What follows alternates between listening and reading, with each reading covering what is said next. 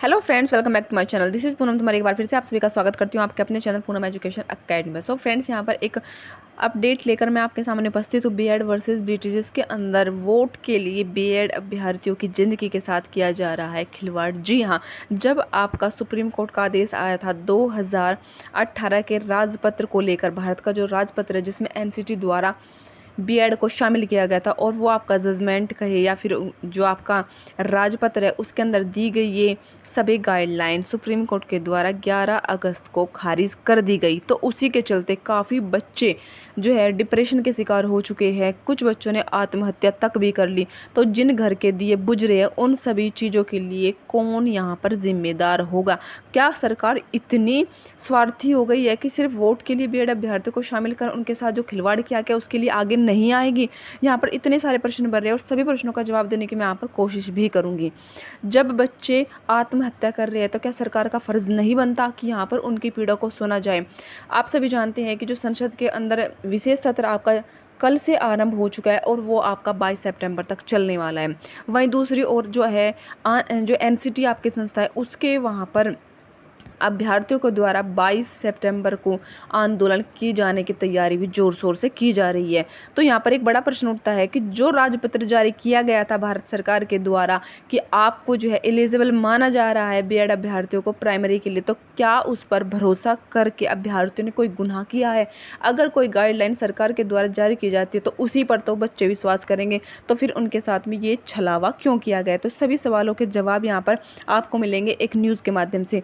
और फ्रेंड्स, आप जो बीएड करने वाले जितने भी अभ्यर्थी और चाहते हैं कि यहाँ पर बीएड के फेवर में सरकार अध्यादेश लाए, तो इस वीडियो को अधिक से अधिक आप शेयर कीजिए और ऐसी ऑथेंटिक वीडियो को पाने के लिए हमारे चैनल के साथ में बने रहिए। सो फ्रेंड्स, चलिए न्यूज़ को देखेंगे क्या कुछ अभ्यर्थी अपने दुखों को प्रकट कर रहे हैं एक इंटरव्यू के माध्यम से। देखिए, हम शुरू से ही बात कर लेने से ज़रा सही रहेगा।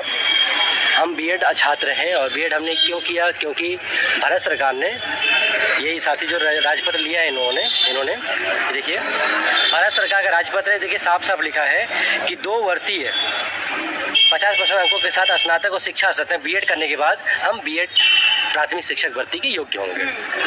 अभी भारत का राजपत्र लिखा है, किसी और देश का नहीं, कि हम इस पर भरोसा नहीं करें। इस राजपत्र पर भरोसा करके हमने क्या किया? बीएड किया। इस उम्मीद से किया कि 2 वर्ष का बीएड कर लेंगे। जो भी फीस था हमने सरकार को दिया, वो लाखों की फीस है, छोटी मोटी रकम नहीं है। हमारे माँ बाप ने, लड़कियों के माँ बाप ने कर्ज लेके, किसानों मजदूरों ने अपने पेट काट काट के पढ़ाया है। 2 साल का वक्त भी कम नहीं होता है। अब जब बीएड कर लिया, बीएड करने के बाद सरकार ने बोला कि बीएड करने से भी काम नहीं चलेगा। अब क्या करो कि एनसीटी ने, यही एनसीटी जिसने राजपत्र जारी किया, बोला कि यूपी टेट पास करना पड़ेगा। मतलब उत्तर प्रदेश के मामले में यूपी टेट पास करना पड़ेगा। उसकी फीस हज़ारों रुपया है, जिसको हम कोचिंग में एडमिशन लेते हैं, महीनों की सालों की प्रिपरेशन करते हैं, एग्जाम पास करते हैं। 2021 में यूपी टेट हुआ था, वो भी अभी कोर्ट में है। 2021 में सी टेट भी हुआ था। सरकार ने बोला कि सी टेट पास करने से क्या होगा, पूरे देश की जितनी भर्तियां आएंगी, आप वहाँ प्राइमरी टीचर भर्ती के लिए आप एलिजिबल हो। 1 to 5 के लिए भी एक एग्जाम होता है, 6 to 8 के लिए दूसरा एग्जाम होता है। दोनों एग्जाम हम सभी लोग देते हैं और देश भर में दर भटक के एग्जाम देते हैं। एग्जाम देने का अगर कोई जो लोग सुन रहे होंगे, कभी गए होंगे एग्जाम दिलाने या एग्जाम देने, वो दर्द पता है सबको। सी टेट भी पास कर लिया, यूपी टेट भी पास कर लिया। अब सरकार ने कहा कि अब हम क्या करेंगे, वैकेंसी लेके आएंगे। वैकेंसी लेके आएंगे तो आपको उसका फॉर्म भरना पड़ेगा, उसके लिए भी हज़ारों रुपये का फीस है। ठीक है, उसकी भी परीक्षा देना पड़ेगा। ठीक है, हम उसके भी थे। उसी के मद्देनजर क्या हुआ, केंद्रीय विद्यालय संगठन ने दिसंबर में एक 6400 के आसपास लगभग का एक पोस्ट लेके आता है प्राइमरी टीचर का, पीआरटी का। 6400 पोस्ट लेके आता है। देश के लाखों छात्रों ने उसका आवेदन किया, बीएड छात्रों ने भी किया, हमने सब खुद भी किया है। फरवरी में उसका एग्जाम होता है। 28 फरवरी के एग्जाम के बाद आज हम 13 सितंबर को बैठे हैं, अभी तक केंद्रीय विद्यालय संगठन ने रिजल्ट नहीं जारी किया। नजारे किस चीज़ का इंतजार कर रहा है। और जैसे ही 11 अगस्त को माननीय सुप्रीम कोर्ट ने, जो हमारा कोर्ट केस चल रहा था इसके मामले में, कुछ साथी के डिप्लोमाधारी साथी चले गए थे कोर्ट में इस राजपत्र को खारिज कराने। हमने भारत सरकार के खिलाफ भी केस किया, एनसीटी के खिलाफ भी केस किया कि आपको अपने गैजेट को बचाना पड़ेगा। वो हमारे साथ आए। बीएड की टीम, एनसीटी और भारत सरकार की टीम सुप्रीम कोर्ट में लड़ाई चल रही थी। ये 2022 से चल रही, शुरू हो गई थी जनवरी से। 11 अगस्त वो भी फैसला हमारा 10, 11, 12 जनवरी 2022 को 3 दिन लगातार सुनवाई सुप्रीम कोर्ट में होती है। उस सुनवाई में मैं भी मौजूद था। उस सुनवाई में हमारी तरफ से जो दलील दी गई वही दलील जो कुछ दी पाई, एनसीटी और भारत सरकार ने अपना मजबूत पक्ष नहीं रखा, अपने इस गैजेट को नहीं बचा पाए, अपने गैजेट के पक्ष में तर्क नहीं दे पाए। सुप्रीम कोर्ट ने उनकी खामियों को पकड़ लिया और लिहाजा 11 अगस्त 2023 को, अभी इसी पिछले जो बीता है 1 महीने पहले, 11 अगस्त 2023 को उन्होंने इस भारत के राजपत्र को इलीगल घोषित कर दिया। अब बताइए, इलीगल घोषित करने के बाद देश में जितने भी हमने याद दिला रहे हैं आपको, फरवरी में हमने केंद्रीय विद्यालय का एग्जाम दिया था, उन्होंने रिजल्ट जारी नहीं किया था। अब जब रिजल्ट जारी करने की बारी आ रही है तो चूंकि आवेदन में भी उन्होंने लिखा था कि जो सुप्रीम कोर्ट का फैसला आएगा उसकी पालन हम करेंगे। अब सुप्रीम कोर्ट का फैसला बीएड के खिलाफ आ गया है।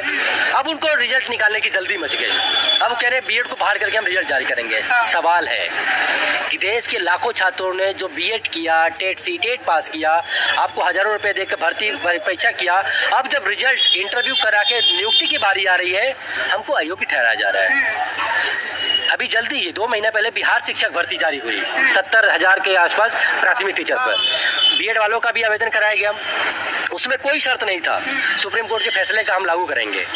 लेकिन अब जब एग्जाम करने के बाद जब रिजल्ट जारी करने की बारी आई है, अभी जल्दी रिजल्ट भी जारी होने वाला है, कल की डेट में बैठक हुआ है, 3-4 दिन में रिजल्ट जारी हो जाएगा।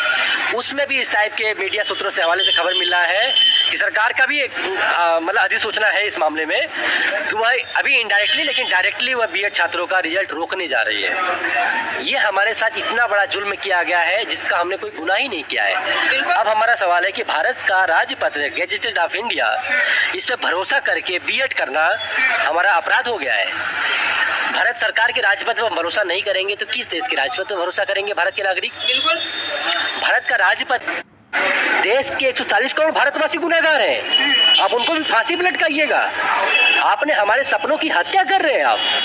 हम शिक्षक बनना चाहते थे, हमने सपने पाले थे कि 2 साल का बीएड करेंगे और हमने 5 साल गुजर गया, 19-21 में मैं बीएड हूँ और उसके बाद सीटेट में 126 नंबर लाके, मतलब जो कट ऑफ होती है सरकार की 90 नंबर की, उसको भी पास करके हमने 126 नंबर लेके आया है।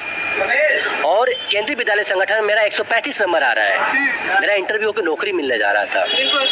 बिहार शिक्षक भर्ती में हमारे साथ ही हासिल किया जा रहा है।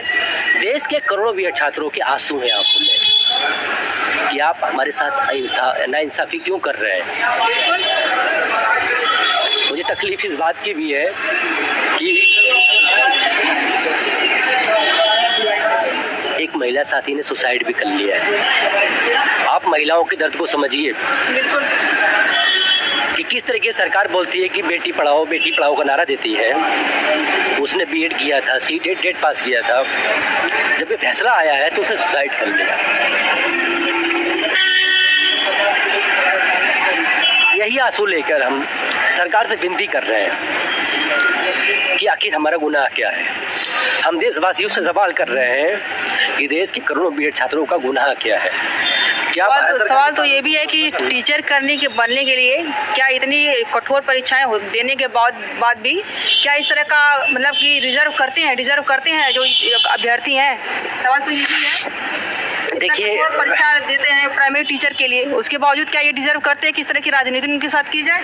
बिल्कुल नहीं करते हैं, क्योंकि भारत सरकार के राजपत्र पे अगर भरोसा करके बीएड कर रहे हैं, लाखों रुपए लगा रहे हैं, 5 साल जिंदगी बर्बाद हुई उनकी। अगर ऐसे ही सबको सजा देते रहिएगा तो फिर बाकी लोग कहाँ जाएंगे?